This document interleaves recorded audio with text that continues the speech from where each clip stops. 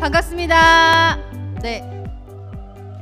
제2회 오티즘 엑스포 사회적 협동조합 성공 사례라는 주제로 토크쇼를 진행하게 된 꿈고래 놀이터 부모 협동조합의 대표 일꾼 임신화라고 합니다. 반갑습니다.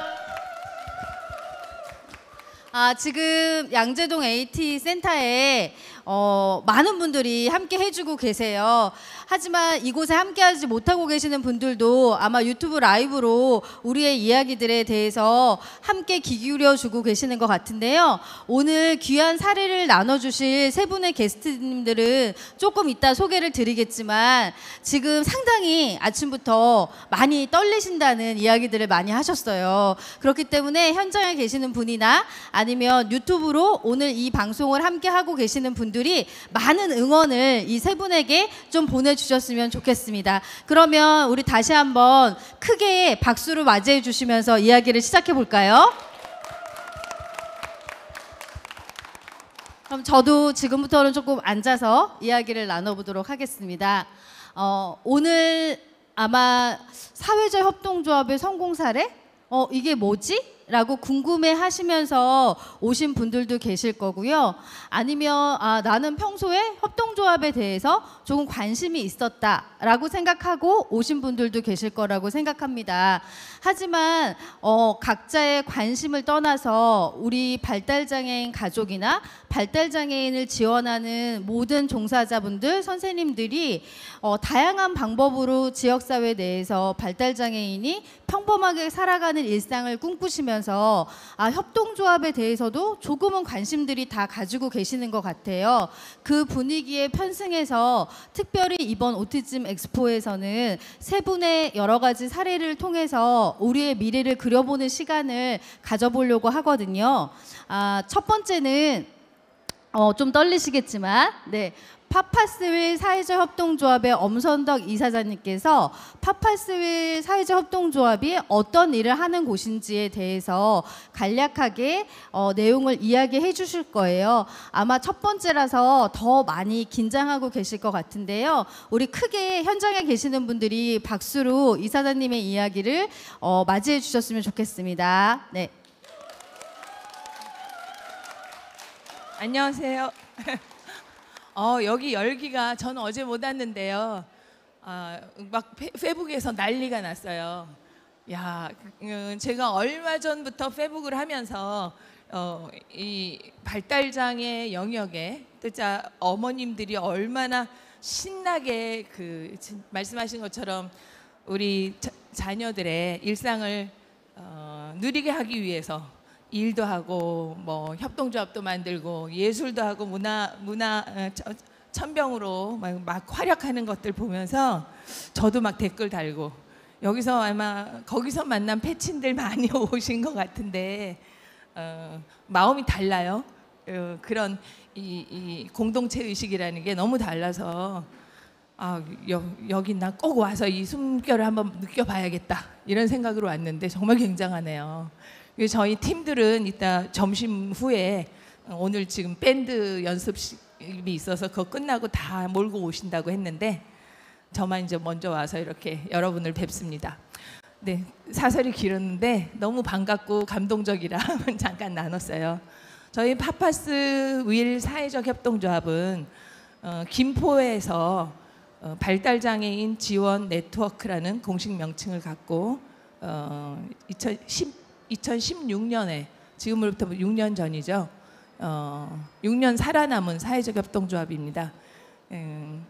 발달장애인 청년들을 그 청년들의 일상을 정말 행복하고 즐겁게 살게 할 수는 없을까 고민하다가 저희가 자조모임이라는 걸 알게 됐고 자조모임을 하면서 그게 너무 파워풀한 그 경험을 했어요.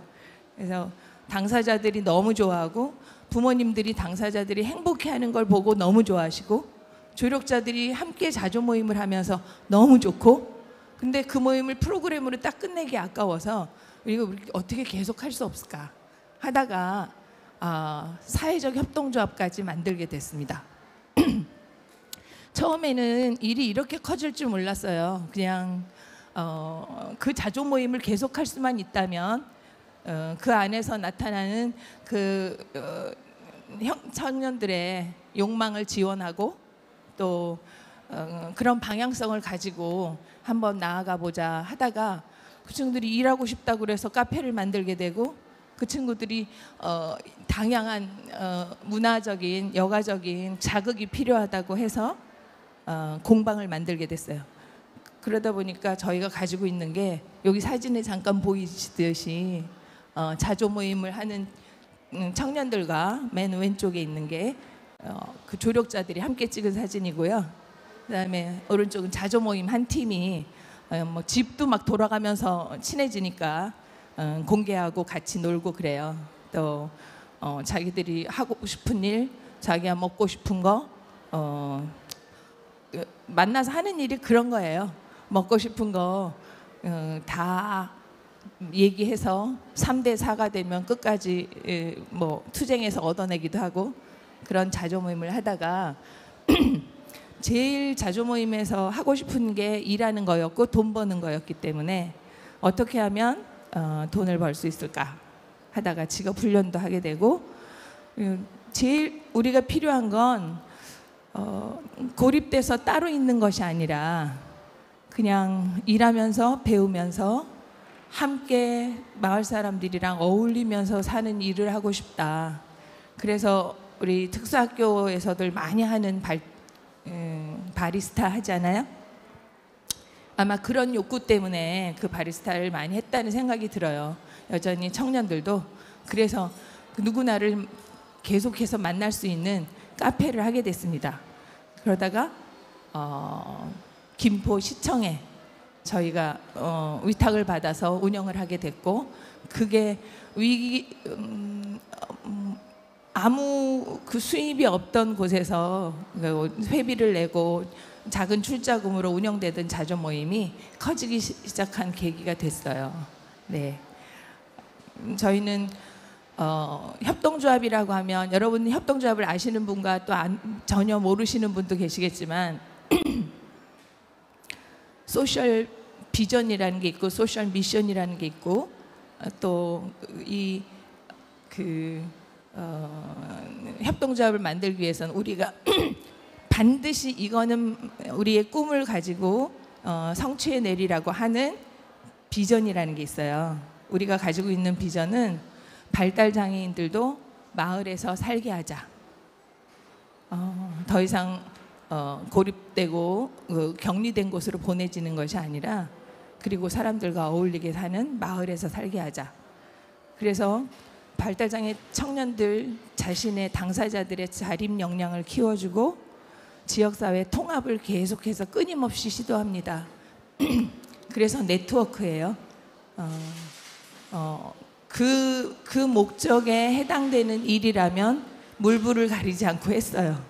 그래서 많은 지역에서 네트워크가 만들어졌고 다양한 것들을 그 속에서 경험을 하되 당사자가 중심이 되고 지역이 연계되고 개별화 평생 지원이 되는 그런 모델로 지금 자리 잡아가고 있습니다. 아직 완성됐다고는 생각하지 못하죠.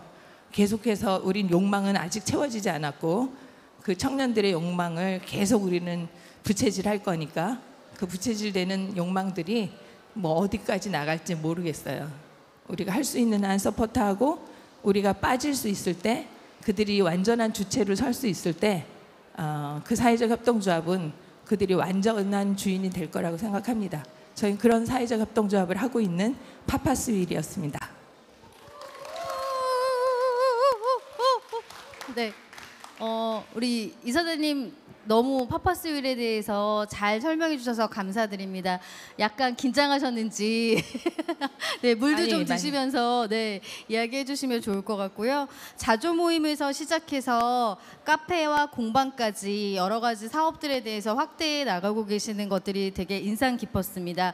저희가 발달장애와 관련된 협동조합들을 크게 나눠보면 돌봄의 문제를 해결하기 위해서 시작하시는 분들도 계시고 문화예술의 어떤 인식 개선이나 여러 가지 영역의 확대를 위해서 창업하시는 분들도 계시고 일자리와 관련된 곳 그리고 교육과 관련된 곳들 이렇게 각자의 욕구를 해결하기 위해서 자발적으로 협동조합들을 많이 창업하고 계세요.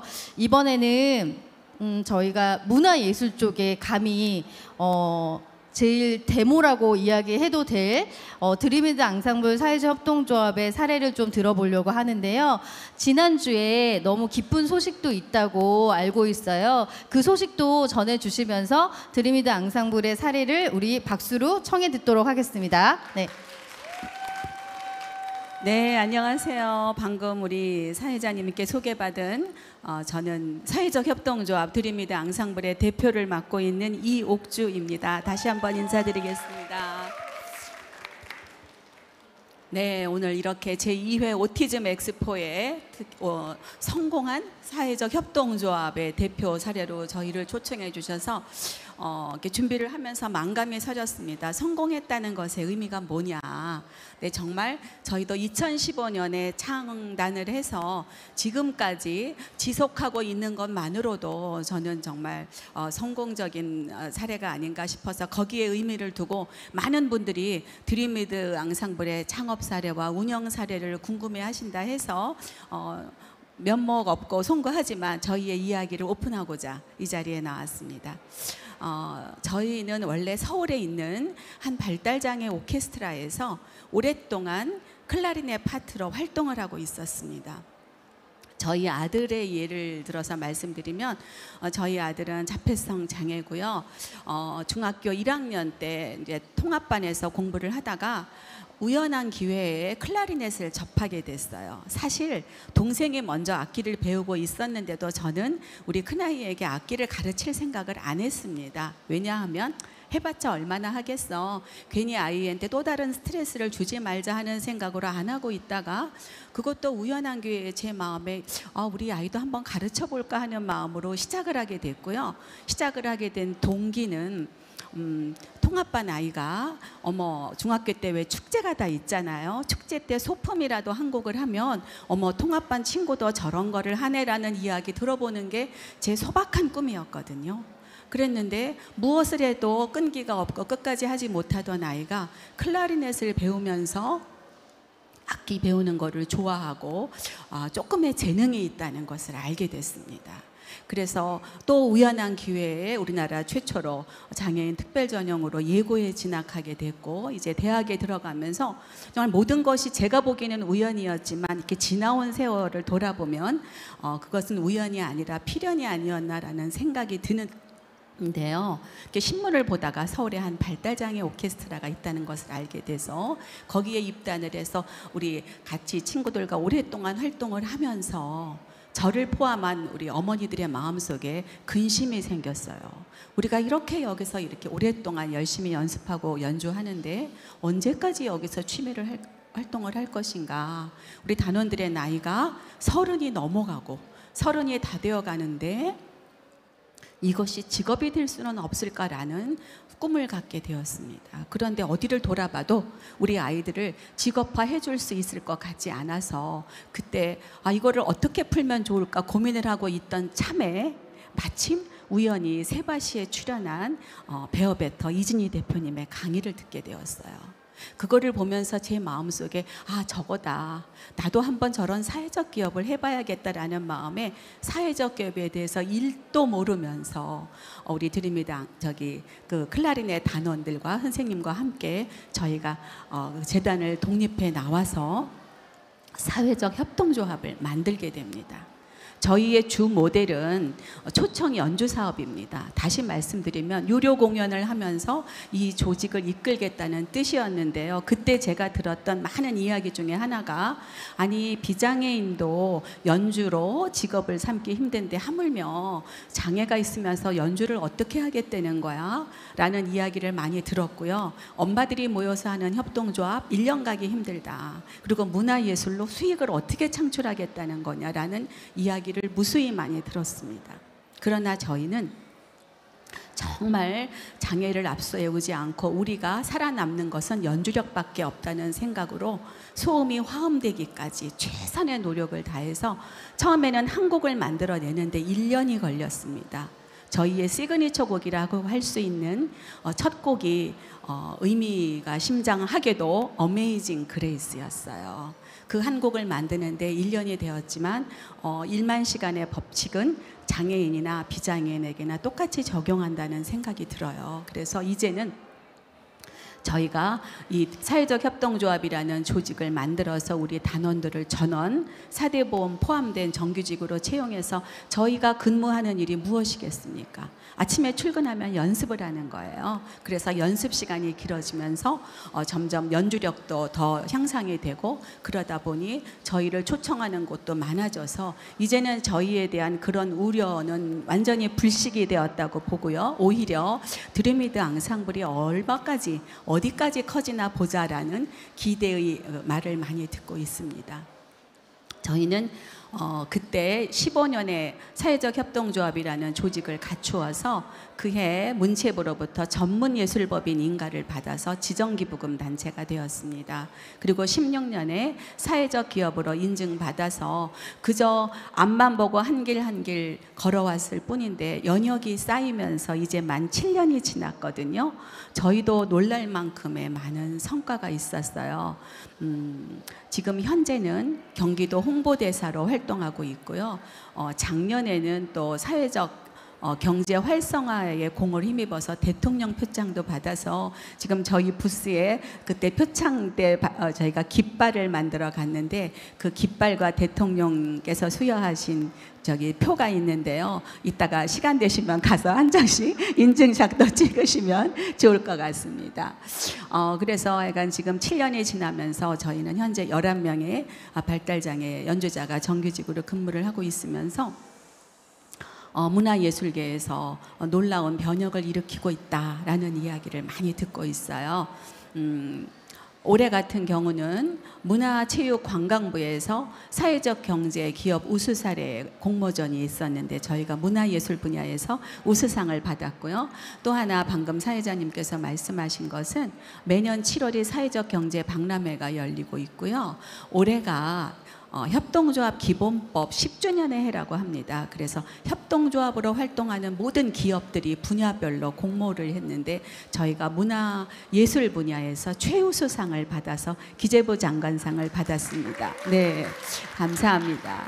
이것은 비단 저희만이 이룬 성과라고 할 수 없고요. 이거는 장애 비장애를 떠나서 저희가 제대로 평가를 받았다는 생각이 들어서 굉장히 고무되어 있고 그리고 무엇보다도 우리 단원들이 그 7년간 함께 하면서 연주력이 향상된 것은 물론이고요. 저희도 생각하지 못했던 놀라운 변화가 생겼습니다.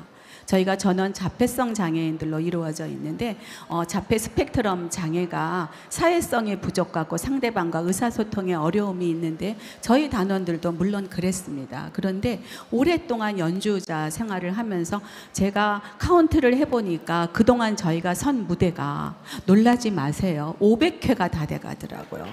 1년에 평균 80회 유료 공연을 하고 있고요. 500회 무대를 서면서 대인에 대해서 담대한 마음이 생기고 나는 전문 연주자다라는 자긍심. 한 에피소드를 말씀드리면 이 발달장애인들은 얼른 봐서는 외모로는 장애가 잘 구별이 되지 않아서 제가 무대에 서면 무슨 장애가 있어 괜히 쇼하는 거 아니야 이런 얘기도 제가 들어서 안 되겠다. 우리 단원들을 전부 자기소개를 시켰어요. 근데 한마디만 들어봐도 약간 장애가 있구나라는 거를 이제 외부인들도 비장애인들도 캐치를 할 수가 있어서 자기소개를 시키기 시작했는데 처음에는 정말 이름 석자밖에 말하지 못했거든요. 그런데 무대가 거듭될수록 이제는 우리 단원들이 정말 쥐락펴락 분위기를 좌우르고 하는 그런 친구도 생겨나고 자기의 꿈과 소망을 이야기할 정도로 의사소통도 늘어나고요. 오랫동안 앙상블 생활을 하면서 서로 대인관계도 좋아지고 이렇게 상대방의 마음도 읽을 줄 아는 정도로까지 발전한 것은 정말 앙상블이 주는 효과가 아닌가라는 생각이 듭니다. 말씀드렸지만 저희는 주 사업이 연주 사업이고 두 번째는 또 음악 교육 사업을 하고 있고요. 지금 현재는 나눔과 꿈 지원 사업을 통해서 18명의 발달장애 교육생이 음악 교육을 받고 있는데 그들의 꿈이 무엇일 것 같습니까? 본인들도 열심히 해서 여기 정단원 형처럼 자기네들도 정규직으로 근무하고 싶은 것이 꿈이라고 하고요. 또 하나 연주 사업과 버금가는 저희의 주력 사업이 장애인 인식 개선 사업입니다. 저희가 굳이 인식 개선이라는 말을 하지 않아도 당사자가 나가서 연주하고 스토리텔링 음악회가 장애에 대한 부정적인 인식을 개선한다고 생각하기 때문에 장애인식 개선 교육 사업을 열심히 하고 있고요. 그러던 중에 정말 우리 드림미드가 가장 잘할 수 있는 위탁 사업이 생겼어요.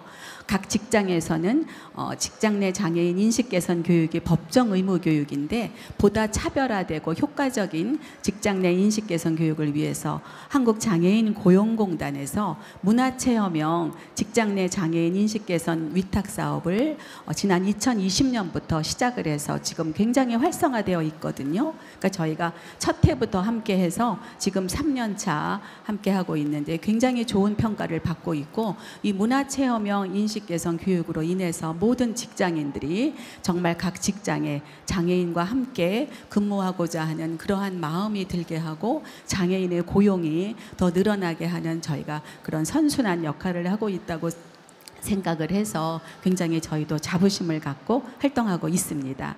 또 하나 너무 설명이 길어졌죠? 네, 또 하나 말씀드리면 저희는 사회적 기업이기 때문에 관내의 취약계층을 찾아가는 음악회를 통해서 또 함께하고 있으며 이제는 저희가 좀 더 꿈을 크게 꾸기로 했어요. 꿈은 꾸지 않아서 이룰 수 없는 것이기 때문에 저희도 사실 맨 처음에 이런 거를 해볼까 근데 이게 되겠어 하고 주저주저 하다가 시작하지 않았으면 지금의 드림미드 앙상블은 없지 않았겠습니까? 그런데 이만큼 여러분들이 저희를 평가해주고 사랑해주셔서 이만큼 컸다고 생각을 하고요. 이제는 한국을 넘어서서 세계 시장에 진출해보고자 하는 꿈을 갖고 있어서 발달장애인의 한류를 꿈꾸고 싶습니다. 응원해 주시겠습니까? 네, 감사합니다. 네, 올해 남아공에 저희가 한국 남아공 수교 30주년이어서 넬슨 만델라 재단 초청으로 9월에 순회 공연을 또 가게 되어 있는데 지금 남아공에서 굉장히 기대를 갖고 있대요. 한국의 이 발달장애 직업 모델을 우리에게도 알려달라 해서 순수한 연주뿐 아니라 기자회견도 지금 예정이 되어 있고요. 저희가 남아공에 가서 우리 멋진 한국 발달장애 연주자의 모델을 알리고 오겠습니다. 경청해 주셔서 감사합니다. 와, 박수가 중간중간 터져 나오는 거 보면서 저도 같이 막 일어나서 춤을 추고 싶었습니다. 네, 이야기를 들으면서 우연이 아니라 필연이었다라는 생각과 그리고 우연히 보게 된 세밭이라는 어떤 프로그램을 통해서 전환을 하셨다는 이야기를 들으면서 오늘 이 토크쇼에 함께 해주시는 분들도 오늘 이 자리가 꼭 협동조합이 아니더라도 발달장애인을 지원하거나 함께 하시는 곳에 계시는 곳에서의 어떤 전환점이 오늘 이 토크쇼로 많은 인사이트를 드리고 싶다라는 소망을 가지면서 다음 이야기를 좀 들어보려고 하는데요. 선배 협동조합에 비해서는 가장 최근에 만들어진 협동조합이지만 선배 협동조합을 능가하는 맹활약을 하고 계시는 두빛날의 협동조합의 최정아 이사장님께서 이야기해 주시겠습니다. 안녕하세요. 두빛날의 협동조합의 악덕 사장으로 활동하고 있는 최정아입니다. 솔직히 두빛날의 협동조합은요, 여기 양 옆에 계시는 대표님들의 협동조합에 비하면은 굉장히 초기 창업하고 똑같아요. 아직 3년차, 3년을 아직 채우지도 못한 신생기업이라고 생각하시면 될 것 같아요. 두빛나래를 처음에 만든 거는요, 제가 한국 선진학교 학부모 회장으로 있으면서 시작이 됐는데요. 솔직히 일자리 창출에 대해서 한 번도 생각해 보지 못했습니다. 저하고 관련이 없다라고도 생각을 했고요. 워낙 제 아이가 또 최중증이기 때문에 내가 무슨 일자리를 창출해. 내 아이의 성인기 준비하기도 바쁠 것 같은데라는 그런 생각을 많이 했었어요. 근데 우연한 기회에 계속 학교에서 한국 선진학교에서 많이 이렇게 권유를 해주셨었어요. 일자리 창출에 대해서. 지금 여기 보시면은 저희 선진학교 선생님들이 또 와 계세요. 굉장히 응원을 많이 해주시고 계시거든요. 선진학교하고 장애인 기업 종합지원센터에서 창업 교육을 지원을 해주시면서 학부모님들한테 일자리 창업 그런 교육 창업할 수 있는 이렇게 장을 조금 열어주셨던 것 같아요. 그러면서 이제 학부모님들이 모여서 교육을 받고 활동하면서 그러면 우리가 그냥 사업자를 내는 것보다는 협동조합을 만들어 보는 게 어떨까라는 그런 생각이 들면서 학교를 통해서 교육을 받았던 협동조합을 생각을 했었을 때요. 여기 계시는 임신아 대표님, 꽁고리 임신아 대표님과 여기 본호의 김은선 대표님이 1년간 엄청난 코칭을 해주셨어요. 협동조합이란 무엇이고 사회적 경제란 무엇인가에 대해서 엄청 많은 코칭을 받고서 저희가 어떻게 보면 1년을 준비를 했던 것 같아요. 이 창업을 하기 위해서 그냥 우리 해볼까가 아니었고요. 1년을 준비를 하면서 엄청 교육도 받고 다른 사례도 많이 보고 하면서 한번 시작해보자라고 해서 저희가 2019년도에 창업을 했습니다. 그리고 여기 사진에 보시는 것처럼 이건 누룽지 굽고 있는 상황인데요. 두빛날에는 지금 현재 그 누룽지와 커피 로스팅을 통해서 드립백을 만들어서 저희가 일자리를 창출을 하고 있어요. 발달장애인들의 일자리를 창출하고 있는데요. 지금 현재 정규직으로는 저희가 4명을 고용하고 있고요. 안산시에서 지원해주는 복지 일자리로 14명 정도가 지금 저희 두빛날에서 근무를 하고 있고요. 안산시 특수교육지원청과 연계해가지고 안산시 관내에 있는 청소년들이 직업체험할 수 있게끔 저희가 그 자리도 마련을 하고 있고요. 물론 또 성인기 발달장애인들이 직업활동을 해볼 수 있는 그런 체험장을 또 저희가 만들어가고 있습니다. 처음에 이거를 시작할 때는 많은 분들이 왜 하필이면 누룽지야? 이렇게 물어보시는 분들도 계셨어요. 이게 워낙 누룽지라는 게 저희 인식에 저렴한 식품이고 이걸로 돈이 될까라는 분들도 많이 계셨었거든요. 근데 솔직히 말씀드리면은 저희한테 이렇게 품목에 대한 권한은 없었던 것 같아요. 학교에서 모든 걸 해주셨었기 때문에 근데 그게 굉장히 좋았던 것 같아요. 더 쉽게 접근할 수도 있었던 것 같고요. 그러면서 저희가 장애인이 만들었지만 최고급 누룽지를 만들어보자라는 그런 생각을 하면서 저희 두빛날의 누룽지 맛보거나 보셨던 분들 보면 아시겠지만은요. 굉장히 맛있고 굉장히 고급스럽습니다. 선물하기 딱 좋은 그런 선물이거든요. 누룽지거든요. 그러면서 누룽지에 많이 또 투자를 하고 일자리를 그걸로 또 많이 저희가 했다면은 또 누룽지만 가지고는 성장하는 게 한계가 있다라고 생각이 들더라고요. 그래서 또 커피를 선택을 했습니다. 근데 또 일부에서 그 많은 커피가 있는데 왜 또 하필이면 커피냐라고 또 묻더라고요. 근데 저희 이렇게 일하는 직원들을 보니까요. 그런 거 있잖아요. 친구들하고 통화를 하는데 나 오늘 누룽지 만들었어. 와. 나 오늘 커피 만들었어. 우리 직원들도 느끼는 그게 다르더라고요. 이 친구들한테도 커피는 좋은 직업이라고 더 고급스러운 직업이라고 또 생각을 하는 것 같아요. 그래서 굉장히 좋아하니 그래 그럼 또 해보고 그래도 발달장애인들이 일하기에 다양한 또 다른 저희가 품목들을 많이 해보려고 지금 노력하고 있습니다. 그래서 두빛날에는요.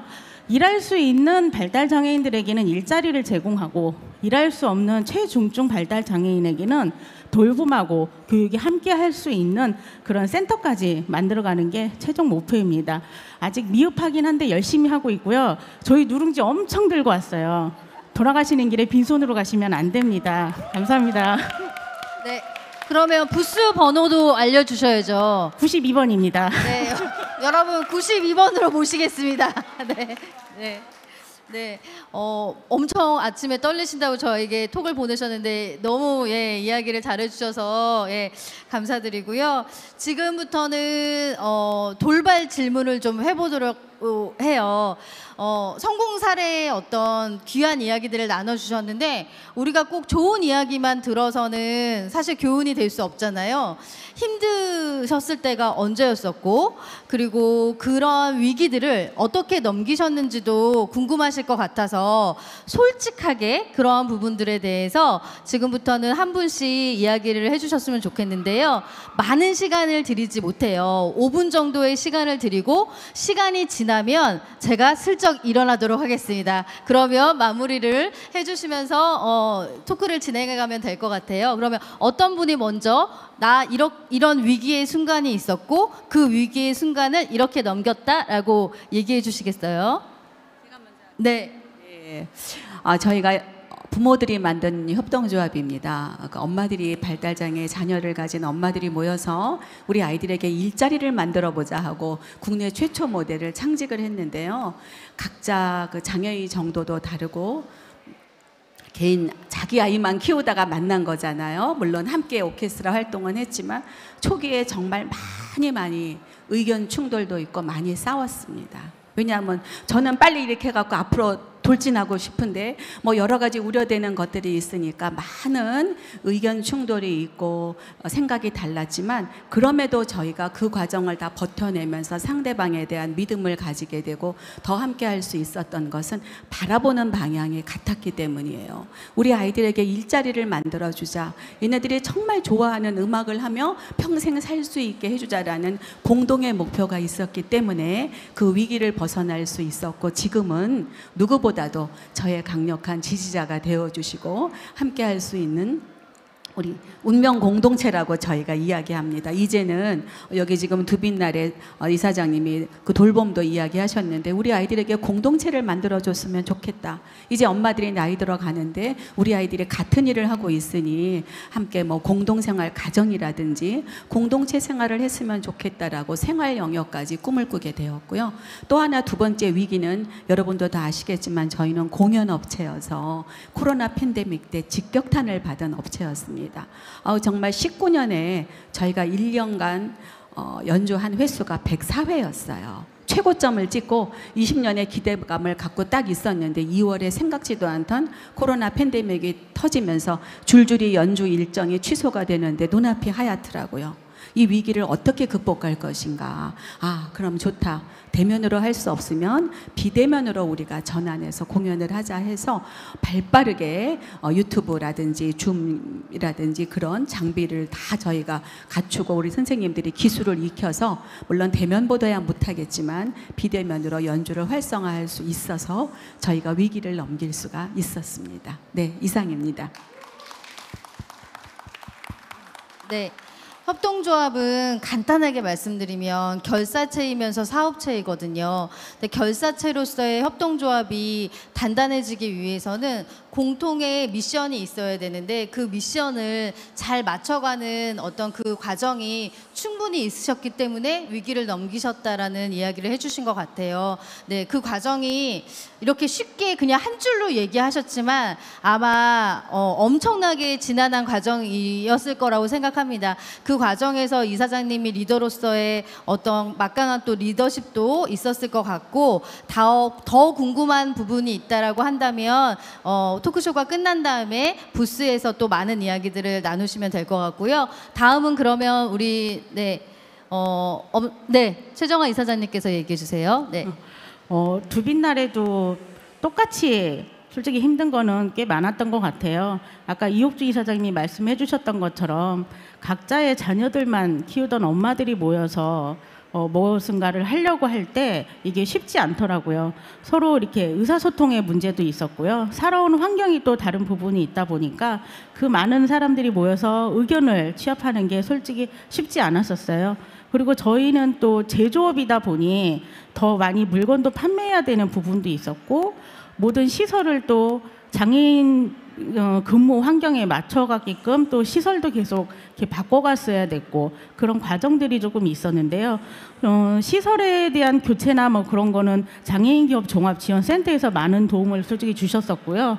그리고 정말로 중간에 조합원들 간에라던가 이렇게 위기가 왔었을 때는 그냥 대놓고 임신아 대표님한테 요청을 했습니다. 저희 이러이러한데 어떻게 제가 대처를 해야 될까요? 라고 했을 때 정말 뛰어오셨어요. 뛰어오셔서 하루 동안에 저희를 다시 코칭을 해주셨고요. 너희의 Y가 무엇인지에 대해서 또 알게 해주셨고 그거를 계기로 해서 또 한 발자국 성장할 수 있는 그런 계기도 됐던 것 같아요. 그래서 아직 창업한 지 얼마 안 되다 보니까 어쩔 수 없이 주변에 많은 도움을 받아가면서 해결할 수밖에 없는 그런 두빛나래입니다. 네, 두빛나래 이야기를 들어보니까 아무래도 이제 창업을 하셔서 지원을 해주는 다양한 기관들이 있는 것 같아요. 그런 기관들이 있기 때문에 창업 전이나 창업을 막 시작한 스타트업들이나 아니면 엑셀러이팅 기간 중에 있는 성장 가도에 있는 어떤 기업들, 협동조합들이 다 그 각자에 맞춰서 지원을 해주는 기관들이 다양하게 있으니까 너무 염려하지 않고 걱정하지 않으시면서 한번 협동조합을 꿈꿔보시는 것도 좋을 것 같습니다. 그러면 이번에는 엄선덕 이사장님의 이야기를 좀 들어보도록 할게요. 네. 저도 지금 한참 생각했는데요. 그냥 계속 상존하는 위기 속에 있는 것 같아요. 근데 정말 지혜롭게 그것들 극복하시고 특별히 저기도 같은 공동의 그림을 그리고 있는 부모님들이 또 똘똘 뭉쳐서 만드셨고 여기도 그런 부모협동조합이지만 저희는 부모협동조합이 아닙니다. 당사자와 부모와 조력자라는 새로운 그룹의 협동조합이었어요. 그러니까 제가 너무 꿈이 야무졌던 거죠. 야무진 꿈이라는 게 이제 그러면서 저희 모델 여러분이 들으셨지만 굉장히 모호하고 때로는 저게 무슨 협동조합이 될까? 공동의 목표가 없는데. 근데 공동의 목표가 없는 건 아닌데 우리 아이들 마을에서 살게 하자. 목표가 너무 크고 사실 추상적으로 보이기도 하고 그러니까 그런 그림이 다른 데서 오는 불협화음이 없을 수가 없어요. 그래서 이건 내가 그렸던 그림이 아닌데 하는 분들이 조용히 떠나가시는 일들 그래서 많이 상처가 됐죠. 초창기에 같이 발기를 하고 발기인으로서 참여했지만 여기에 엄마들 입김이 너무 세. 엄마들은 자녀들의 독립을 원하지 않아. 사실은 저희의 갈등의 가장 큰 문제는 부모님으로부터의 당사자들을 독립시키는 일인데 그런 문제에 있어서 그러니까 조력자들과 많이 부딪혔어요. 자조 모임의 원칙을 모르는 어머님들은 여전히 아이 다루듯이 청년들을 대하고 있고 우리가 하려고 하고 우리가 그들을 자립에 두는 정신이 그 어머님들과 다를 때 굉장히 고통스러운 그 갈라짐이 있었어요. 그래서 그런 위기를 지금도 잘 극복했다고는 할 수 없는데 뭐 저희가 하는 일은 부모님들이 제발 조력자 아카데미에 함께 듣고 공부하는 거 여기가 안전히 이 두빛나래가 잘 튼튼하게 세워지고 있는 건 순전히 교육의 힘인 것 같아요. 교육에서 시작해서 협동조합은 회의로 끝난다. 그러니까 교육과 회의가 굉장히 중요한 역할을 해요. 협동조합은. 그런데 그것들의 부족함을 저희는 많이 느끼고 있고 이거 너무 까는 것 같은데 솔직하게. 그런데 그것이 잘 되어서 이렇게 똘똘 뭉친 힘이 사실은 많은 것들을 튼튼하게 든든하게 세워요. 그리고 어려울 때 업저버가 있어서 와서 충분히 코칭해주고 또 이렇게 같이 가줄 수 있는 외부 인자가 있다는 거 이거 굉장히 좋은 사례인 것 같아요. 그래서 저희는 그런 면에서 너무 어렵게 작동하고 있는 것 같고 그래서 좀 더 강력한 협동조합 정신으로 우리가 좀 거듭나야겠다 그런 생각을 많이 하고 있던 참이에요. 어떻게 보면 깃발을 들고 최대의 위기라면 구체적인 위기라면 저희가 시청에 카페를 받게 될 가능성이 있을 때 부모님들한테 물었더니 다 카페를 하자고 했어요. 다 카페를 하자고 했는데 막상 위탁을 받아서 실제 세팅을 해야 될 때 출자금을 증액해야 되는 문제에 있어서 다들 손을 뺐어요. 그런 상황에서 우리는 카페를 열어야 됐고, 카페를 열 때 빌린 돈은 조합이 갚아야 되는 상황이 되는 거죠. 그럴 때 물론 출자해 주신 분도 계세요. 근데 그분은 돈을 낼 수 없는 어머니였어요. 그런 분들이 손을 잡았기 때문에 저는 그렇게 하신 분들을 바라보고 이 일을 가게 됐습니다. 그러니까 그 꿋꿋하게 가던 그런 상황에서 다른 어머님들이 마음을 돌이키고 이렇게 같이 보태게 되는 그런 상황이 됐는데, 이런 위기 제가 너무 강력하게 협동조합 정신을 요구하지 못한 데서 오는 것 같은 그런 생각이 지금 듭니다. 네, 갈등에 대해서 솔직하게 이야기해 주신 것 같아요. 예, 갈등이 있는 조직은 건강한 조직이에요. 예, 갈등이 없는 조직이 사실은 건강하지 않은 조직인데, 갈등이 벌어졌을 때 사실은 소통하려고 하는 마음만 가지고 있으면 그 갈등은 잘 봉합이 될 수 있을 것 같아요. 그래서 항상 듣는 귀와 이쁘게 말하는 입을 강조하거든요. 그래서 그런 부분들이 우리 이제 새 협동조합에서 다 그 과정들을 지금 지나가고 있고 지나가셨었고 솔직하게 이야기해 주셔서 아픈 이야기들이지만 너무너무 감사드립니다. 지금부터는 우리 이제 문화예술의 대표, 그다음에 일자리의 대표, 그리고 자조모임 돌봄과 관련된 대표 협동조합으로서 세 분을 모셨잖아요. 그래서 각자의 그런 어떤 협동조합의 영역에 대해서 개별 질문을 좀 드려보도록 하려고 해요. 그래서 우리 이옥주 이사장님에게 먼저 질문을 좀 드리려고 하는데요. 문화예술의 협동조합을 요즘 준비하려고 하시는 분들이 되게 많이 계세요, 주변에. 네, 꼭 뿐만이 아니라 뮤지컬, 예, 그리고 그림, 뭐 그 외에 뭐 정말 다양한 문화예술에서 우리 발달장애인들의 어떤 문화적 가치를 인정하고 그리고 그것들을 육성하는 분위기가 이제 사회 전반에 있는 것 같아요. 그 과정에서 문화예술 창업을 꿈꾸시는 부모님이나 종사자분들에게 들려주시고 싶으신 이야기를 좀 들려주셨으면 좋겠습니다. 네. 네, 제가 특정 드라마를 거론해서 좀 그렇지만 지금 뭐 인기리에 방영되고 있는 이상한 변호사 우영우가 자폐 스펙트럼 장애잖아요. 우리 자폐 스펙트럼 장애들이 어느 한 부분에 뭐 그렇게 그런 경우는 한 세계에 나올까 말까 특별한 경우지만 장애가 심하다 하더라도 뭔가 자기가 좋아하는 것이 있고 그 좋아하는 것이 이 문화예술인 경우가 많이 있어요. 음악이라든지 미술이라든지.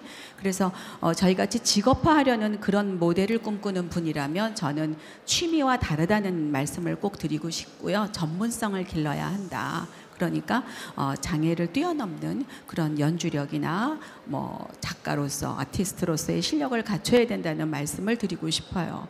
그리고 직업화하려면 이거를 엄마들이 그냥 처음에 초기 부담을 줄이기 위해서 1인 면역씩 역할 분담해서 하면 아무래도 성장이 빠르지 않다는 말씀을 드리고, 좀 더 많은 주변의 경우를 서치해서 과연 우리가 하고자 하는 것에는 어떤 것을 접목할 수 있는지 많은 선례들의 컨설팅을 받으시는 것이 중요하다라는 이야기를 드립니다. 네, 이상입니다. 네. 전문 연주단 또는 전문 화가로 거듭나기 위해서 사실 그 엉덩이를 붙이고 있는 그 힘들이 당사자분들에게 어마어마하더라고요. 그래서 그러한 과정들을 조금 지나면서 전문가로서의 어떤 것들을 더 꿈꿨으면 좋겠다라는 이야기를 해주신 것 같고요. 그럼 이번에는 우리 엄선덕 이사장님에게 질문 드리고 싶어요. 아까 추상적이라고 이야기하셨지만 사실은 모든 분들이 꿈꾸는 협동조합이 사실은 파파스윌 사회협동조합의 모델일 거라고 생각을 하거든요. 그래서 이제 막 협동조합을 혹시 창업하고 싶다라고 생각하시는 분들에게 꼭 들려주고 싶은 이야기를 해주셨으면 좋겠습니다. 네, 저희 모델 소개하는 데서 여러분이 느끼실 수 있었을 것 같아요. 너무 명확한 그 구체적인 모델을 갖고 계시잖아요, 두 분이. 전 너무 모호하잖아요. 누가 더 힘들겠어요. 그래서 아주 모호한 이 큰 그림을 그리고 모호한 그 비전을 갖고 접근하지 마라 라고 여러분에게 말씀드리고 싶어요. 제가 협동조합을 알았더라면 처음에 이렇게 시작하지 않았을 것 같아요. 내가 그 우리 아이들의 일상을 회복하는 꿈을 꾸기 시작한 게 잘못이고 자조 모임부터 시작한 게 잘못인 것 같아요. 얼마든지 자조 모임 할 수 있고 얼마든지 전문 연주인으로서 그 세계를 구축하면서 사회성이 길러지고 자조 모임이 되잖아요. 그래서 자조 모임에 대해서 첫 단추를 낀 내가 잘못이다. 그렇지만 우리 같은 그 모델도 필요한 거 아닐까 이런 생각도 해보면서 교육 반드시 1년을 교육을 받으셔야 돼요. 1년. 협동조합이 어떤 것인지에 대해서 아주 훌륭하신 멘토들을 통해서 교육을 받으셨잖아요. 그게 협동조합 창업하려고 하는 분들에게 반드시 권하는 겁니다. 저도 협동조합 교육 지역에서 해요. 그런데 그런 거 없이 모호한 상태에서 그 출발을 했을 때 어차피 겪는 그 시련들을 겪고 좌초되는 경우가 많아요. 그러니까 그렇게 하지 않으려면 정말 제대로 준비해서 런칭하는 게 가장 안전하기도 하고 팀워크를 다져가는 거. 아주 오래전에 임신아 대표님 저희 한번 김포에 모셔서 들은 적이 있어요. 협동조합에 대해서. 딱 한마디 기억에 남아요. 뭔지 아세요? 기억나세요? 너무 많은 얘기를 해서 네. 딱 세 사람만 있으면 된다. 딱 세 사람만, 나를 믿는 세 사람만 있으면 된다. 그 세 사람이 협동조합을 계속 안전하게 데려갈 수 있어요. 여러분 그런 동지 세 사람을 찾으세요. 두 사람만 더 찾으면 되죠. 여러분의 의지가 있으니까. 네, 그렇게 말씀드리고 싶습니다. 네.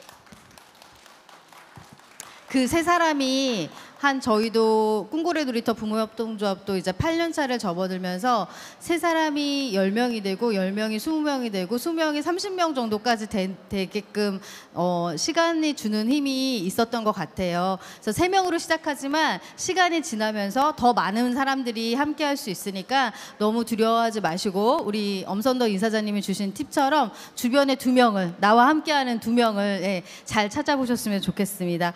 그리고 다음은 두빛날의 협동조합의 최정아 이사장님께 질문드리고 싶은데요. 아무래도 발달장애인을 고용해서 일을 하고 계시고 여기 계시는 분들이나 아니면 지금 방송을 보고 계시는 분들이 내 자녀도 취업을 해서 일을 했으면 좋겠다라고 생각하시는 분들이 많으실 거예요. 그런데 취업의 과정에서 우리가 협동조합을 떠나서 이런 것들은 조금 보호자분들이 준비를 가정해서 충분히 하시면 사업주와 또 우리 당사자분들이 훨씬 더 원활하게 일을 할 수 있을 것 같다라는 것들의 경험을 좀 들려주셨으면 좋겠습니다. 네. 네, 두빛날에는 지금 현재 제조업을 하고 있으니까 어떻게 보면은 정말 회사 생활하고 똑같다라고 생각을 하시면 될 것 같아요. 근데 저도 처음이다 보니까 경험이 없었고 그분들도 취업하는 분들도 경험이 없다 보니까 솔직히 좌충우돌 좀 겪었거든요. 근데 가장 이거를 시작하면서 이거 뭐지라고 생각을 했던 게 저희가 그랬잖아요. 저도 그렇고 저희 아이의 책가방을 제가 들고 다녔지 아이가 들고 다니질 않았어요. 그래서 힘쓰는 요령이 없는 거예요. 20대의 건장한 청년인데도 힘을 써본 적이 없는 거예요. 그러다 보니까 이사장인데 덩치가 있다 보니까 20kg 쌀도 제가 들어야 되고 누룽지 바구니도 제가 들어야 되고 우리 직원들을 시킬 수가 없는 거예요.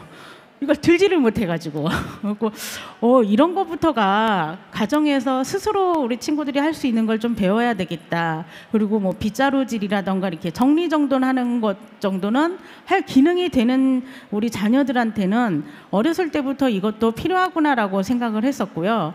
그리고 취업을 하는 순간 사회인이잖아요. 근데 부모님이 그 끈을 놓지를 못하세요. 일하고 있는데 전화가 오세요. 우리 아이 점심 오늘 메뉴는 뭐였으면 좋겠습니다. 우리 아이는 매운 걸 먹지 못해요.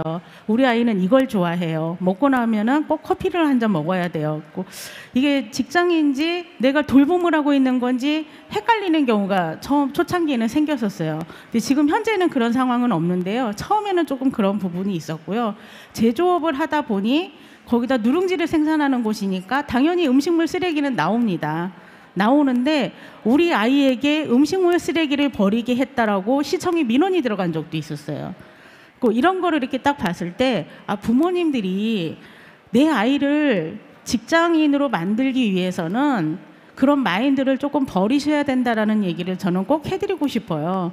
이게 돌봄과 사회와 교육이라던가 이런 게 다 구분이 돼야지 되잖아요, 저희가.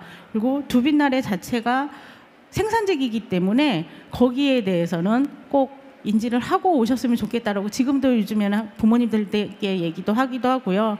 아마 학령기 부모님들이 내 자녀를 취업을 시켜야 되겠다라고 생각을 하면은 돌봄이 아닌 직장 생활로서 조금씩 가정에서도 훈련은 필요하다라고 생각을 합니다. 네, 얘기를 들으면서 저도 동현이 혜승의 엄마로서 반성이 되는 부분이 있어요. 예, 할 수 있는 것들에 대해서 얼마나 내가 부모로서 교육을 했는지를 좀 돌아보면서 아직 학령기에 자녀를 키우고 계시는 부모님들은 이 이야기를 꼭 기억을 하시면서 내 직장인으로서의 준비를 하신다고 하면 직장 내에서는 할 수 없는 일을 주진 않거든요. 충분히 할 수 있는 직무를 주기 때문에 그 외에 다른 여러 가지 사회적인 어떤 활동들에 대해서만 잘 에티켓을 지킬 수 있다라고 하면 아마 지속 가능한 그리고 즐거운 슬기로운 직장 생활을 할 수 있을 것 같습니다. 좋은 이야기 들려주셔서 감사드려요. 예, 그러면 오늘 이렇게 어려운 이야기일 수도 있고 사실 내어놓기 힘든 이야기일 수도 있는데 솔직하게 이야기해 주신 세 분의 어떤 각각의 협동조합에 대해서 우리가 꿈꾸시는 꿈과 그리고 앞으로의 비전과 방향에 대해서 잠깐 또 이야기를 나눠보려고 해요. 이 이야기가 끝난 다음에는 청중분들과 대화로 질문을 주시면 그 질문에 대해서 또 답변을 하는 시간도 한 10분 정도 마련해 보았으니까요. 궁금하신 점이 있으시면 머릿속으로 지금 잘 정리를 해보시면 좋을 것 같습니다. 그러면 우리 엄선덕 이사장님부터 앞으로 파파스 윌이 그려가는 꿈에 대해서 이야기해 주세요. 네, 저희는 앞서 말씀드린 것처럼 카페와 공방을 하고 있어요. 그리고 다소 어떻게 보면 흔한 모델이기도 하고 특별한 재주들이 있어서 모인 팀이 아니고 또 각각 지금 다니고 있는 곳이 다른 팀 사람들도 있고 저희가 직접 고용한 청년들도 있어요. 3명은. 근데 이런 제가 늘 어떻게 보면 조금 먼저 간 선배로서 자부심이 갖는 영역이 있다면 그래요. 우리 아이들은 그냥 흔한 아이들이야. 우리는 그냥 당당하고 담담하게 살아가는 그저 그런 평범한 발달장애인이야. 발달장애인 중에서도 평범한이 있는지는 모르겠는데요. 백인백색 다 다른 친구들이지만 우리 안에는 말을 못하는 친구도 있고 중증이라서 네, 아주 말을 잘하는데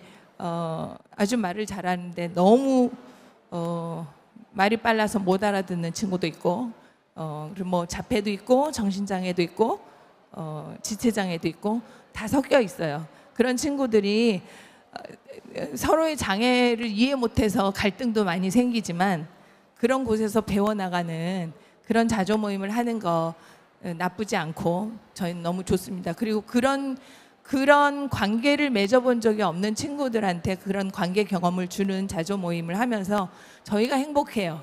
오히려 그렇게 그냥 그런 삶 그냥 당연히 누려지는 일상의 삶이 좋아서 이 일을 합니다. 그러니까 아마 이 일은 계속 될 거라고 생각이 들고요. 요즘은 부모님들이 이제 고민이 시작됐어요. 이제 여기가 조금 믿을만해요. 신뢰할 만해요. 이 사람들이랑 같이 공동체를 만들고 싶어. 그래서 땅을 구하자는 얘기가 나오기 시작했어요. 그래서 뭐라 그럴까? 우린 근데 달집이란 모임을 해요. 달집. 달팽이 집을 집시다. 그래서 부모님들 7가정이 모였는데 이 가정들이 지금 마음이 급해서 막 땅을 사려고 해요. 그런데 부모님들은 아이들이랑 같이 들어오고 싶어 해요. 여태까지 부모님으로부터 독립시키자고 이 짓을 나는 해왔는데 그 부모님들과 또 싸워야 돼요. 그래서 저는 왜 이런 팔자일까요? 그런 생각을 하고 있습니다. 그래서 이제부터는 엄청나게 회의를 하려고 하고 자기들끼리 싸우게 판을 만들어 주려고 합니다. 그래서 저희가 지금 매주 회의하고 있어요. 이제부터 제대로 된 협동조합 좀 해볼랍니다. 네. 네. 너무 응원해드리고 싶어요. 격하게 응원해드리고 싶고, 그리고 뭐 이렇게 달집이라는 말을 쓰셨지만 요즘 되게 핫하게 또 저희들이 가장 많이 이야기하고 있는 게 사회주택이나 여러 가지 부모 사후의 주택과 관련된 문제들에 대해서도 고민을 하고 있는데, 그 부분을 앞으로 되게 중점적으로 김포라는 지역 안에서 준비를 하고 계시는 것 같아서 온맘 다해 응원해 드리도록 하겠습니다. 네, 그러면 다음은 우리 최정화 이사장님이 두빛나라의 앞으로의 꿈에 대해서 이야기해 주시겠어요? 두빛날의 가장 큰 꿈은요, 건물주가 되는 거고요. 지금 두빛날의 협동조합이 계획하고 있는 게, 저희가 성인기 주간 활동 해보려고 지금 센터를 준비를 이제 막 첫 삽을 뜨려고 준비 중입니다. 뭐 여기에 계신 분들 중에 또 후원을 해주신 분들도 계시고 저긴 하는데요. 그 센터를 많이 또 확장을 해서 더 많은 최중증 발달장애인들이 또 돌봄과 교육도 받고요. 그리고 일자리도 더 많이 창출을 하고 싶고요. 그리고 그 안에 직장 내 평생교육센터, 발달장애인들의 직장 내 평생교육센터를 만들어 보고 싶은 게 또 목표이기도 합니다. 그래서 4시간 근무하고 그 나머지 시간은 그 센터에서 또 취미 활동을 하고 집으로 돌아갈 수 있는, 거기까지 만들어가는 게 지금 현재 두빛나래가 그려나가고 있는 그림입니다. 감사합니다. 제가 이사장님이 건물주라는 말을 하면서 제가 다리를 떠 깠거든요. 네. 우리도 플렉스하는, 예, 그런 협동조합들이 건물주로서 많이 만들어질 거라고 생각을 하고요. 지금 2층에 두빛나래 사업장에 있는데 5층에 주간활동 서비스 센터를 새롭게 오픈하신다는 얘기예요. 아마 우리가 다 꿈꾸는 모델이 그런 거였을 것 같아요.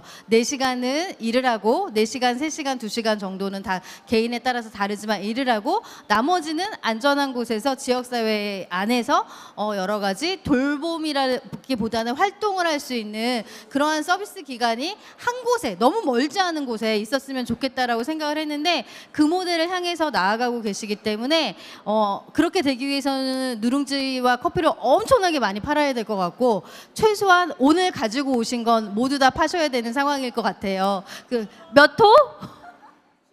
92번으로 끝난 다음에 또 들려주셨으면 좋겠습니다. 네, 그럼 우리 이옥주 이사장님이 이번에는 드림이드 앙상블 사회조합동조합의 꿈과 포부에 대해서 들려주셨으면 좋겠습니다. 네. 앞으로의 꿈을 말씀드리기 전에, 제가 7년 전에 창업을 할 때 우리가 이렇게 열심히 했으니까 세상에 나가서 한번 연주자로 살아보자 하는 기대가 있었다면 그만큼 두려움이 더 컸어요. 정말 우리의 연주를 사람들이 알아줄까 하는 두려움이 컸는데, 한번 그래도 해보자. 나중에 더 나이 들어서 그때 했으면 얼마나 좋았을까 후회하면 이미 늦은 거잖아요. 그래서 해보자. 3년 열심히 해보고 안 되면 그때는 뭐 후회 할 필요도 없는 거고, 해봤는데 안 됐다라고 말할 수 있는 건데, 해보자라고 무모했지만 용기 있는 도전을 했던 것을 스스로 셀프 칭찬을 하고 싶고요.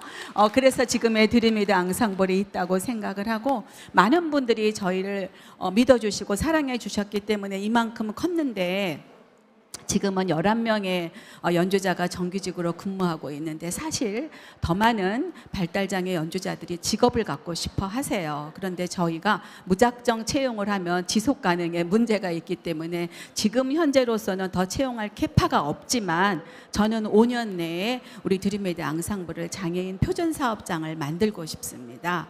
그래서 기업과의 연계 고용이 되고 문화예술 상품이 연계 고용 상품으로 인정이 된다면 더 많은 저희가 매출을 올릴 수 있을 것이라 생각하고 매출은 곧 발달장애 연주자의 직업으로 연결이 되는 거기 때문에 저희는 단기 목표로는 장애인 표준 사업장이 되어서 더 많은 연주자들이 정규 직업 연주자로 살아가게 하는 것이고요.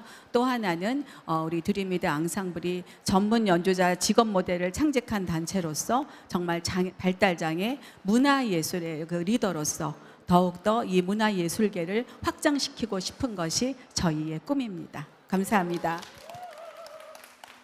이미 많은 것을 이루셨지만 또 앞으로의 꿈에 대해서도 이야기를 들어보니까 정말 더 많은 발전을 기대하게 되는데요. 그런 어떤 장애인 표준 사업장과 관련해서는 한국장애인고용공단과도 되게 업무 협약이나 여러 가지 협업이 필요할 것 같아요. 그런 다양한 정보들도 오늘 오티즘 엑스포 현장에 다양한 부스들이 있으니까 토크쇼가 끝나면 꼭 다양한 부스들을 들러보셨으면 좋겠고요. 그러면 지금부터는 혹시라도 이야기를 들으시면서 궁금하셨던 부분들이 있으시면 질문을 주시고 그 질문에 대해서 생생하게 서로 이야기를 나눠보는 시간을 좀 가져보려고 해요. 네, 예, 우리 예. 질문이 없으면 걱정했는데, 네, 너무 예. 네, 저는 뒤돌아 있어도 제 소개가 잘 될 것 같아서 네, 이렇게 뒤돌아서 말씀드리겠습니다. 저희는 경남 양산에서 주식회사 비컨프렌즈라고 도시영봉하는 사회적 기업을 창립을 한 5명의 자조 모임 발달장애 부모들입니다. 근데 저희 오늘은 그 비컨프렌즈 안에 이제 마을교육 공동체를 운영하던 모든 학교가 비영리 단체로 3년, 4년을 있다가 이제는 드디어 지역의 요구와 다양한 고민들이 쌓여서 사회적 협동조합으로 지금 발기를 준비하고 있는 지금 오늘이거든요. 근데 저희 멤버들이 5명이 다 1박 2일로 즐기러 출장을 왔는데요. 저희가 가장 큰 고민이 드는 건 저희는 3명 말고 5명이 있고요, 일단. 그리고 저희는 정확한 비전이 제조는 아니지만 기존에 꾸준히 해왔던 통합교육, 문화예술을 통합으로 운영하는 것에 대해서 지역에서 일정 정도 많은 공감과 공유가 됐었고 요구가 높다고 생각을 합니다. 그래서 저희는 학교 밖 마을학교, 그 다음에 지역에서 아까 파파스윌 너무 감동스럽게 잘 들었는데요. 지역에서 장애, 비장애 구분하지 않고 누구나 당연한 교육과 문화예술을 향유할 수 있는 권리를 만들어가는 그런 사회적 협동조합을 준비하고 있는데 조금 이제 고민이 되는 지점이 거기서 이제 주체적으로 운영하는 이제 당사자, 부모님들, 그 다음에 이제 당사자들이 어떻게 이런 사회적 협동조합에서 자기 역할들과 그 꿈을 향해 펼칠 수 있는 것들이 좀 고민이네요. 저는 이제 아이가 둘 다 저는 자폐 애가 있거든요. 학령기 애가 있고 저희 구성원들 다 이제 아직 학령기지만 성인기도 있고 뭐 중증도 있고 뭐 경증이라고 비교할 수 없지만 다들 발달 장애가 있는데 그 아이들이 꼭 우리 사회적 협동조합에서 뭔가 꼭 같이 활동을 해야 될까? 저는 그렇게 생각하지 않고 저는 저희 아이가 원하면 하고 아니면 뭔가 지역사회에서 이렇게 같이 있는 것 자체로 아이가 성장할 수 있다는 그런 믿음이 있는데 그런 거에 대한 좀 애매모호함이 있는 것 같아요. 그래서 그런 것들을 어떻게 슬기롭게 극복했는지 일단 제일 궁금하고 두 번째는 그 조합원들이 많아야 되는지 그게 궁금해요. 저희는 만약에 그 조합원으로 받으면 지역에 같이 했던 일반 부모님들, 그 다음에 교직원들, 뭐 당사자들, 뭐 부모님들 모든 사람을 조합으로 받아서 조합 수를 막 100명, 200명 늘려야 될 거라고 고민했는데 막 말리시더라고요. 그렇게 하면 어렵다. 그렇게 하면 뭘 운영하기 얼마나 복잡하겠는가. 그렇게 하면 안 된다. 그냥 나눔 회원으로 받고 조합원은 출자를 좀 금액을 세게 해서 뭐 몇 명만 해라. 그런 것들이 조금 고민이 되는 지점이 있는 것 같아요. 네. 네. 네, 비컨프렌즈 화이팅이고요. 네. 오! 네. 아침엔 꿀이죠. 네. 네. 네. 이야기해 주신 부분들이 얼마나 지금 그 고민스럽고 절박한지가 좀 느껴져서 여기에 대한 답변을 좀 세 분이 잘 해주셨으면 좋겠는데, 기본적으로는 두 번째 했던 질문에 대해서는 조합원이 많지 않아도 됩니다. 네, 네. 그 부분은 조금 내려놓으시면 될 것 같고요. 그리고 모든 협동조합들이 다 다양한 색깔을 갖고 있잖아요. 우리가 추구하는 협동조합에 맞춰서 조합원이라든지 회원이라든지 아니면 준회원이라든지 이러한 것들을 디테일하게 규정으로 규약으로 정하셔서 출발하시면 훨씬 갈등을 줄일 수 있다라는 말씀을 드리고요. 이 질문에 대해서 우리 엄선동 이사장님이 조금 들려주실 이야기가 많을 것 같아요. 예. 네, 저 있습니다. 저희는 60명으로 시작했어요. 사회적 협동조합을. 근데 정말 아무것도 모르는 분들이 제 얼굴 하나 보고 그래서 함께 해주신 분들이 계신데, 이런 분들이 그 당시에는 아무것도 모르고 들어오셨지만, 그리고 좋은 일이니까. 근데 우리는 결사체가 되고 있잖아요. 그러면 총회도 나오셔야 되는데 이분들이 총회까지 나오고 싶지 않아요. 총회 정족수를 맞추긴 너무 힘든 거예요. 그래서 그분들한테 나중에 정중히 부탁을 드렸어요. 후원자로 물러나시라. 뭐 그리고 제가 본 기사에 그 어디죠? 그 이탈리아의 아주 유명한 그 사회적 협동조합인데, 딱 20명으로 70명을 고용하면서 카페를 운영하고 있는 거예요. 그 레스토랑을. 정말 중요한 건 그 핵심 멤버들이 같은 생각으로 모아서 똘똘 뭉쳐서 출자도 하고 또 같이 에너지도 투여하고. 저는 제일 부러워하는 팀이 이 팀이에요. 너무 보기 좋고, 또 이 팀도 너무 보기 좋지만 우리 느림보, 꿈꾸는 느림보도 그렇게 잘 노는 게 제일 중요한 것 같아요. 그렇게 맞춰가는 마음들이 뭐든 해요. 뭐든 학교처럼. 그래서 그거 걱정하지 않으셔도 좋겠고, 어떻게 보면 파파스윌이랑 많이 닮은 모델이고 가장 비슷한 걸 추구하는 모델인데, 그래도 참 잘 가시는 그 B를 잡으셨잖아요. B. 그 모델도 너무 좋아요. 그래서 저는 정말 칭찬해드리고 싶고, 잘 가고 계시다고 봐요. 그래서 그냥 그 인원수 걱정하지 마시고 5분으로 그냥 밀고 나가시면 좋겠어요, 저는. 네. 그리고 어쨌든 지금 농촌과 도시의 이런 어떤 차이도 있는 것 같아요. 네, 비컨프렌즈는 네, 지금 경산인지 양산인지 살짝 헷갈렸는데, 네, 양산에서 활동을 하고 계시기 때문에 그 하시려고 하시는 일들이 사실은 농촌에서 되게 필요로 하는 일이기 때문에 그거를 얼마든지 협동조합으로 풀어낼 수 있다라는 거죠. 예. 그리고 그러한 것들을 이렇게 1년 3년, 10년의 어떤 계획들을 촘촘하게 세우신다고 하시면 그 안에 협동조합이라는 어떤 하드웨어적인 부분에 잘 담아내실 수 있을 거라고 생각을 하고, 네, 양산으로 여행을 가시는 분들은 비컨프렌즈를 꼭 들리셔서 꿀도 사주시고, 네, 여러 가지 어떻게 활동하고 계시는지도 응원해 주시면 좋을 것 같습니다. 그러면 네. 아까 그 내 자녀가 꼭 여기 투입돼야 되느냐. 우리 아이는 파파스윌에 관심이 없어요. 물론 들어올 수도 없고. 우리 아이는 중증 장애면서 주간보호센터를 더 좋아해요.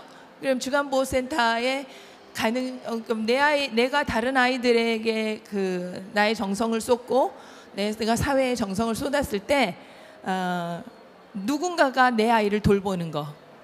이게 어떻게 보면 진정한 서로 돌봄 아닌가 이런 생각하고, 그런 내 아이만을 위해서 내가 막 집중하는 것도 물론 훌륭한 일인데, 저는 그거 좋은 일이라고 생각합니다. 그리고 그게 보이지 않게 시내로가 있어요. 제 말을 주간보호센터는 우습게 여기지 못합니다. 제가 이런 일들을 하기 때문에. 그리고 그 영향을 그 주간보호센터에서 받아요. 우리가 추구하는 일상이 회복되는 아주 고차원의 패러다임에 따라오려고 애써요. 그 주간보호센터가.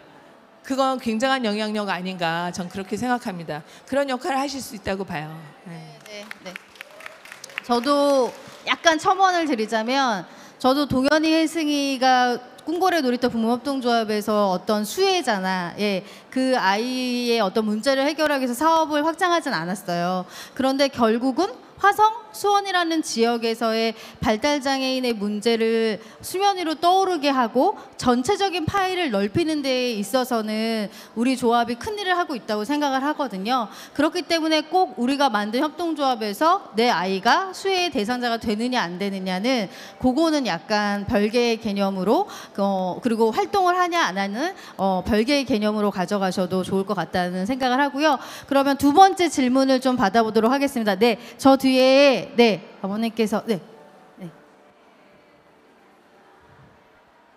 반갑습니다. 저는 경기도 고양시의 소동이라는 단체에 속해 있고 총무를 맡고 있는 황병윤이라고 합니다. 그 앞에 좋은 협동조합 사례들 말씀 주신 대표님들 그리고 또 그런 단체들 많은 조언과 이런 창업에 많이 기회 주시는 우리 임신아 대표님께 무한한 경의와 존중의 말씀을 드립니다. 저희가 이제 얘기하다 보니까 직업이라든가 일에 대한 얘기가 많이 나왔던 것 같아요. 얼마 전에 저도 베어베터 견학도 갔다고 했었는데 근데 부모님들 마음이 다 비슷하실 것 같은 게 우리 아이들이 일 자체를 하는 거를 뭘 우리가 원하겠습니까? 사실 일 그 자체를 그러니까 일을 통해서 어떤 뭐 자존감을 얻는다든가 또 사회와 뭐 어떤 통합 교류하는 느낌을 얻는다든가 또 공동체적인 삶을 이제 원하는 것 같은데요. 그런 면에서 사실 이렇게 전문화되고 특화된 어떤 것들을 만들어내기가 사실은 많이 어려운 점이 있기 때문에 사실은 파파수일처럼 그냥 수치화되지 않지만 일상적인 삶을 살아가는 어떤 그런 자연스러운 모습을 추구하는 단체가 현실적으로 많은 사람들이 관심 있는 부분인 것 같아요.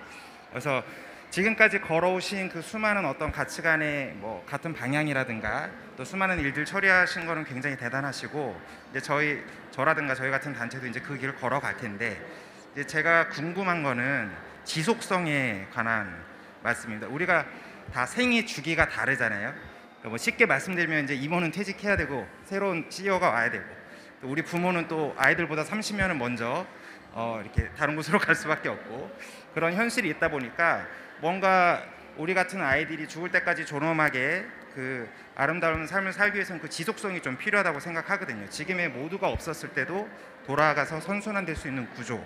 그래서 그런 부분에 대해서 고민이 너무 많다 보니까 예를 들어 뭐 사회적 기업적인 역할을 한다 그러면 그런 시스템이라든가 뭐 새로운 뭐 직원이랄까 뭐 이런 것들이 어떤 식으로 가기를 원하시는지 또 파파스일처럼 자연스러운 어떤 삶의 공동체를 추구하신다면 어떤 뭐 회원 관리랄까 앞으로 지속될 수 있는 또 젊은 피라든가 이런 것들은 어떤 계획을 갖고 계시는지 궁금해서 여쭤봅니다.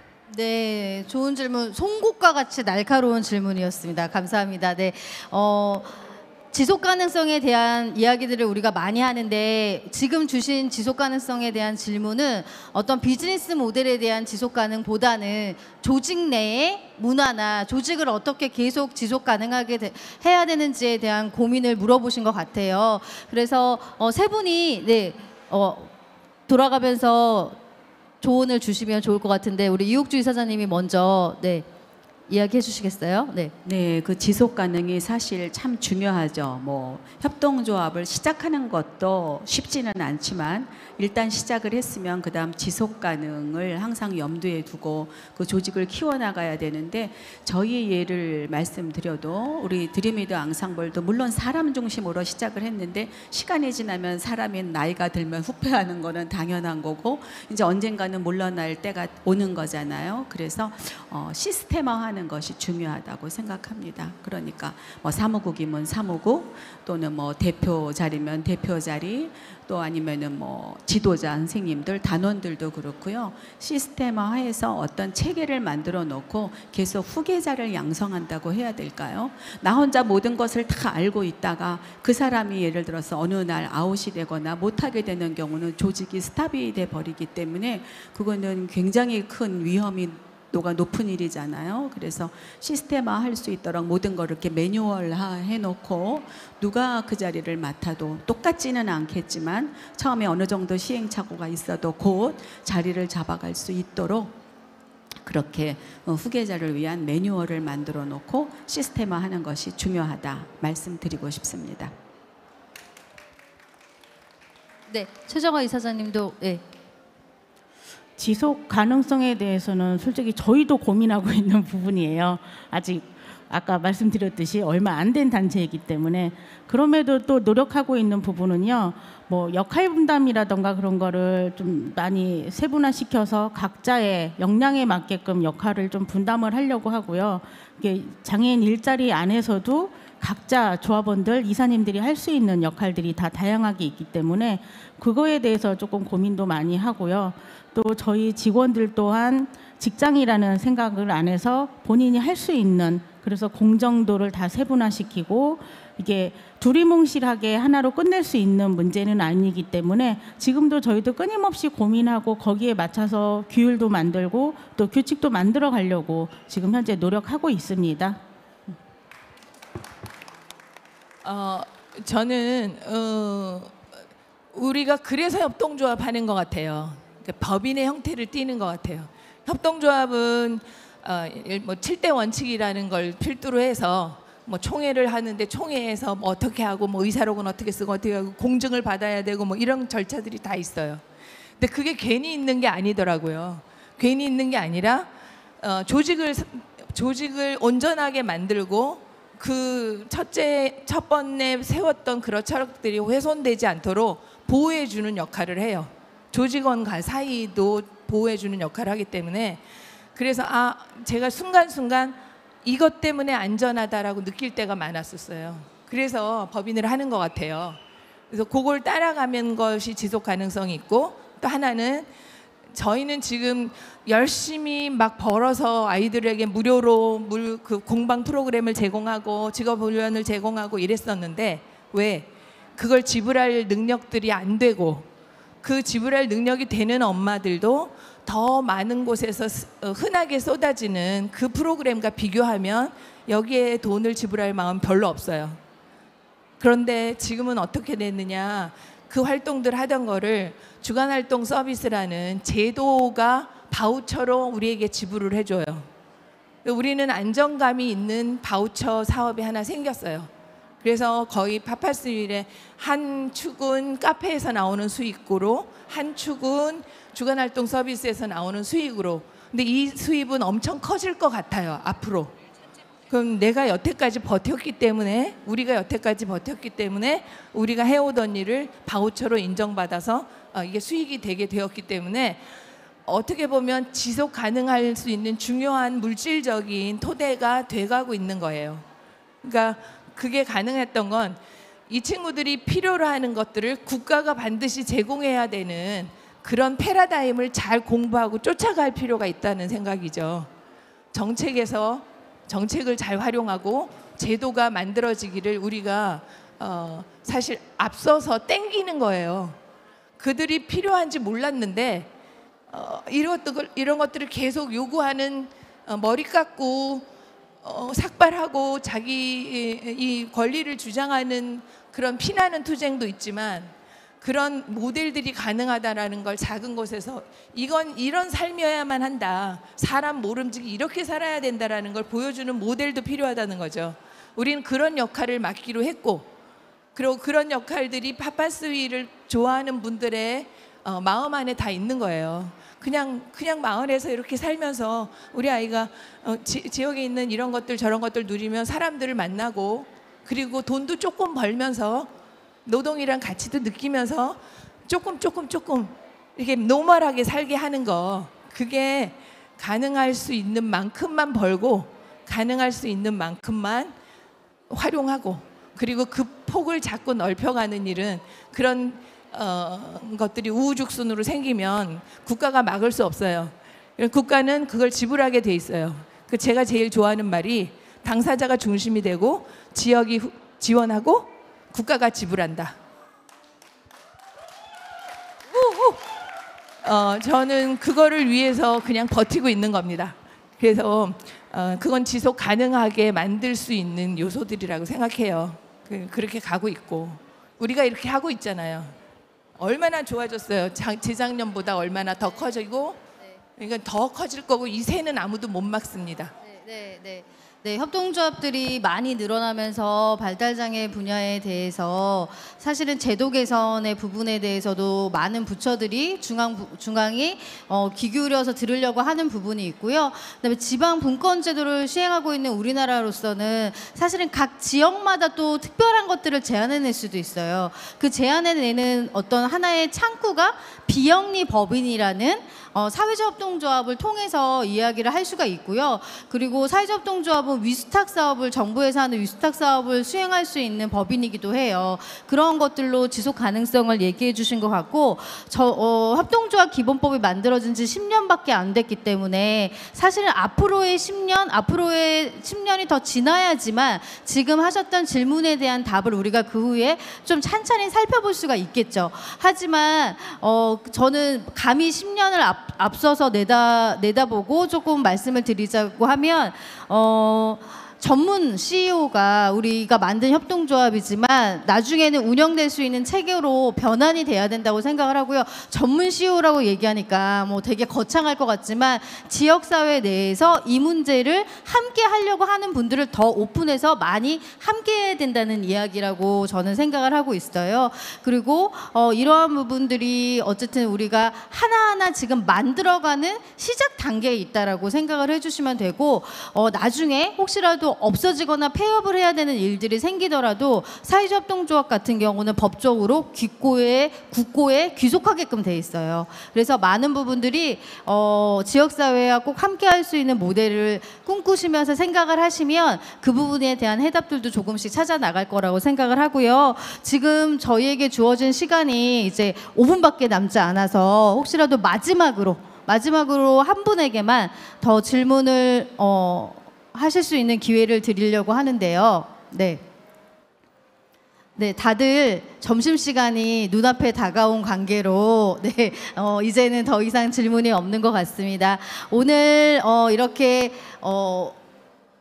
각자의 협동조합에 대해서 솔직하게 이야기해 주신 우리 세 분의 이사장님들과 그 협동조합들에게 깊이 감사를 표하고요. 오늘 정리하면서 잠깐 말씀을 드리면 꼭 협동조합을 만들라라는 의미로 저희가 이 토크쇼를 준비하지는 않았어요. 네, 협동조합이 아니더라도 발달장애인과 그 가족들이 지역사회 내에서 평범하게 살아갈 수 있는 것들을 꿈꾸면서 우리가 각자 처한 환경과 위치와 지역에서의 목소리를 내실 수 있는 힘을 드리기 위해서 오늘 이 자리를 마련했다고 생각해 주시면 좋을 것 같고요. 그러기 위해서는 우리가 장애인의 문제에 대해서만 국한돼서 생각하는 것이 아니라 이 세상에 있는 많은 소수자들과의 연대도 오늘 꿈꿀 수 있는 자리가 되었으면 좋겠다라고 말씀을 드리면서 이야기를 마치도록 하겠습니다. 혹시 협동조합에 대해서 궁금하신 점이 있으면 언제든지 저 진격의 임여사에게 전화 주시면 많은 이야기를 나누도록 하겠습니다. 그럼 세 분에게 박수로 오늘 이 토크쇼를 마치도록 하겠습니다. 감사합니다.